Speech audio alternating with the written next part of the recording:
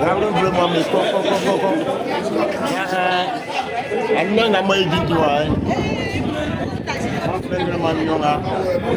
et pour venir on est le bébé à immense 20 juin quand c'est le 20 juin nous sommes dans la moisson 14 heures c'est embouteillage de blindé 14 heures sur ma équipe il y a pas de la culture dans le second il y a pas il est mais et vous voyez une confiance qui a dit mais vraiment comment je peux dire là avec casse il m'a dit à immense à mes propres mais il y a pas de la culture et quand on a un problème avec Bakou ça casse et quoi on tient quoi mais planama et ouais quand tu vois à gagner un flemme bacasien na immense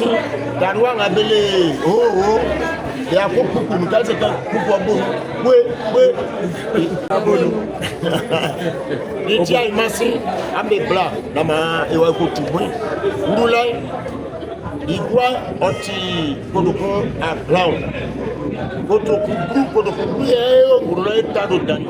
ya afro de ayi sika dendamu ya be o igwa sewa ya be tantani kodoko brown na abeto no aimasi emindam na Bakou Sakasi